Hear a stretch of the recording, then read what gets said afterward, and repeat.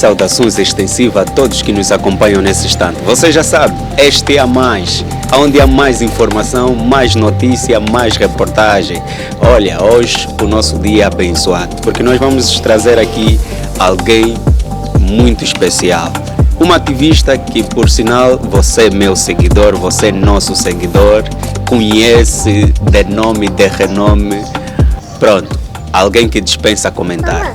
Vamos aqui nadar num vasto mundo de temas que realmente você, o nosso seguidor, será realmente satisfeito ouvir esta minha convidada. Já sabe, antes de mais, subscreva no nosso canal para não perder nenhuma informação. Quer ficar atualizado do que se passa em Angola e não só? Fique ligado no nosso canal. O nosso lema é: vai chamar todos. Chama aquele vizinho que ainda não está inscrito no nosso canal. Chama aquele familiar, aquele amigo que não está inscrito no nosso canal para vir se inscrever e saber mais sobre Angola e não só. Sem mais delongas, vocês aí em casa deem boas-vindas para a minha convidada, uma mulher guerreira, batalhadora, uma mulher empreendedora. Olha, acredito que vocês já ouviram o sorriso dela. Então, você quer conhecer e descobrir de quem eu falo? Seja bem-vinda, Laurinda Quimpavita. Boa tarde. Muito obrigada pelo convite. Eu me ria porque são muitos atributos para um país como o nosso e principalmente para uma realidade como a nossa, em que as mulheres são totalmente subjulgadas, em que as mulheres, apesar de serem 53%, é esse 53% que não é vista nas políticas públicas. E pronto, romantiza-se muito, né, a questão da mulher, romantiza-se bastante essa força que a mulher tenta dar, sobretudo para a melhoria, né, do bem-estar, para o sustento familiar e, enfim, né, por isso é que eu mantenho um sorriso. Muito bem, acredito que vocês já estão aí a conhecer e vão descobrir mais um pouco sobre esta mulher. E vamos nadar um pouco também no lado pessoal e depois vamos entrar no que realmente diz respeito. Como é que está a nossa ativista social? A vossa ativista social está bem, mas muito cansada, né? Porque a Angola em si cansa. E pronto, comigo não é diferente. Espiritualmente também não tem como nós estarmos bem, né? Numa realidade em que diariamente morrem milhares de crianças nos hospitais, diariamente morrem milhares de adultos, que também não são, né? Não entram na base de estatística por conta da ausência de hospitais públicos, por conta da ineficiência, por conta dos sítios onde o Estado, infelizmente, não consegue chegar. E nesse caso, estamos a falar do MPLA, né?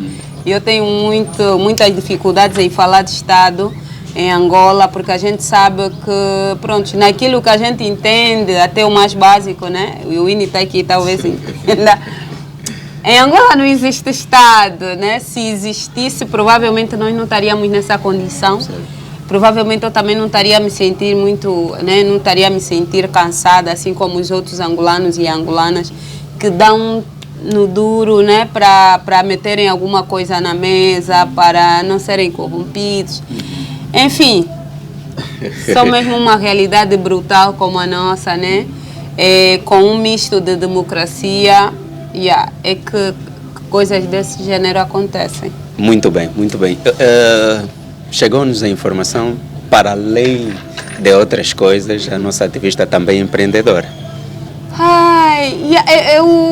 Pronto, eu não gosto de me chamar empreendedora, né? Porque o termo em si, empreendedorismo, acaba por retirar aquilo que são as responsabilidades do Estado. Porque é mais certo que um Estado deveria estar pautada naquilo que são as responsabilidades constitucionais, e também universais, né? Naquilo que é o direito ao emprego, por exemplo. Não é que o Estado deva necessariamente dar emprego, mas deve facilitar as iniciativas estrangeiras e nacionais para que os angolanos possam estar empregados, né? E numa realidade como a nossa, novamente eu sempre a repetir, falar de empreendedorismo é do tipo, o Estado não vai vos dar tudo, então vocês corram atrás, façam aquilo que o Estado deveria fazer. Então eu não gosto muito dessa ideia. Mas eu sou uma comerciante, né? Pronto, comecei muito cedo a trabalhar com a minha tia, a vender churrasco, muitos devem saber, até porque naquilo que são as minhas ações desde 2012, em 2014 eu fui espancada e percebi que afinal até o SIC conhecia a minha casa e o local onde eu vendia com a minha tia. Então, basicamente, eu me considero como uma mera comerciante, uma zungueira, que tenta, de alguma forma, não deixar o fogão apagar, né, da sua casa. Então, não me considero empreendedora, mas faço negócio. Tento incentivar também as outras mulheres a fazerem negócio. E, de alguma forma, eu tento... por exemplo, na venda, né, de mucua, eu tento ir onde os clientes não chegam, né, pelo menos para comprar os produtos dos camponeses e das camponesas que eu encontro no local. Durante a sua abordagem falou algo que realmente entristeceu ou começa já a entristecer a nós, né, que não sabíamos disso. Poxa. Então, enquanto fazia a sua rotina diária, através das suas atividades, o SIC ou o serviço secreto investigou, ficou a saber do local onde faz as suas vendas, identificou a sua residência e de lá partiram por agressão. Pois. Bem no princípio, quando eu entrei para o ativismo, eu não era necessariamente uma ativista, mas me considero, né, e agora eu consigo ter essa visão, que eu era uma mera manifestante. E o que me fez ativista são as minhas constâncias na causa. E enquanto eu, né, me mantia, e também por ser... das poucas mulheres, porque lembro-me que na altura estava só eu, a Rosa, a Diana Pereira, a tia Irmelinda Freita, a dona Elsa, que eram muito ativas no ativismo. E depois, né, por conta mesmo das circunstâncias causadas tanto pela polícia, e nós temos dito assim, pelo José Eduardo dos Santos, porque ele que mandava bater, ele que mandou matar o Caçuli Camulinga. Enfim, todas aquelas situações que aconteciam nas manifestações, do Beto Cangamba, mandar espancar os manifestantes, enfim. Nessa altura, por conta da insistência minha no movimento de mudança, que chamavam de movimento revolucionário, até porque na altura eu nem dominava bem essa nomenclatura, eles identificaram a minha casa, e como nós íamos quase sempre detidos, tanto eu, o Luate, a Umbanza, o Nelson do Bango e outros manos, dos poucos, né, que tinham restado, dos 30, como é que o José Eduardo dizia que éramos 35, okay. Como é? 300, são os 300 e tal frustrados. Haviam desistido, então ficaram poucos, e desses eles, né, tentavam, além de aliciar, mas tentar perceber por que eles continuam. Os outros desistiram por causa de tantas pancadas, e depois aconteceu a morte do Camulinga, eles mataram o Camulinga e não sei o quê. E tudo isso acabou por inibir. Por que esses continuam? E eu passei por isso, né? Eles identificaram a minha casa e eu nem sequer sabia, né, que eu era vigiada. Identificaram a minha casa, a minha tia com quem eu trabalhava e a outra minha tia, né, que vivia no mesmo sítio em que eu vivia. E Prontos, quando a gente pretendeu fazer uma manifestação que era para destituir o José Eduardo dos Santos de cargo de presidente há mais de 30, acho que não, naquela altura acho que era 34 ou 35 anos no poder, eles decidiram recolher alguns ativistas que eles já vinham, né, porque depois nós desenvolvemos aquilo que era a manifestação espontânea, em que nós já não avisamos, porque sempre que avisávamos já havia a polícia lá, já havia situações, então nós decidimos estrategicamente começar a fazer ações espontâneas. E foi isso que, prontos, né, acabaram por ver-nos e começaram a seguir. Em 2014, espancaram-me brutalmente, mas é mesmo brutalmente, porque eu dizia para mim mesma, epá, meu Deus, se fosse assim, talvez eu deveria saber, né? Deveria me dizer que esse caminho é assim tão duro. Para eu tentar escolher se continuo ou não. E depois não só, para passar por essa tortura, eu preferia morrer, porque era mesmo muitos puretes. E depois tinha puretes elétricos. Você está a ver um círculo de homens do Sinfo, da polícia, os agentes apaisanas que de alguma forma já acompanhavam os meus passos, a me espancarem tipo 2 horas até eu me mijar e eles dizerem, não, você tem que se cagar nas nossas mãos. Então foi mesmo duro, mas não foi tanto, né, por conta da venda, mas pronto, é consequência do ser manifestante, né, naquela altura.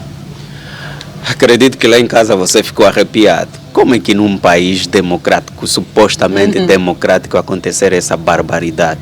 E depois de acontecer isso, como é que foi? Olha, depois disso acontecer... Será que depois não, a Laurinda ficou... Acontece uma cena muito estranha, né? E eu fui depois analisando. Como eu disse, eu antes de ir para o ativismo eu não era ativista. Eu era simplesmente uma manifestante que estava a entender o contexto de África, né? Aquela toda perseguição do Gaddafi, os questionamentos pessoais, né? Mais internos, do sentido existencial, por que eu vim para essa terra, se é mesmo para deixar conforme eu encontrei, enfim, esses questionamentos todos, eu depois vi uma resposta nesse movimento que havia surgido, então eu me juntei nesse sentido, mas nem sequer sabia o que era ser ativista, eu só sabia que eu não quero mais também José Eduardo, porque pronto, naquela altura, quando eu me junto ao movimento, foi um pouco por conta do rap. O meu primo fazia rap e eu gostava muito também, né, de participar em algumas atividades não, dos shows. E aquilo era mesmo muito, né, muito de consciência. E é a partir dali que eu me percebi que haveria uma manifestação, que era de 7 de março, né, a primeira, nesta geração, no show do Bob da Roy Sense. Eu disse, era isso que eu estava a precisar.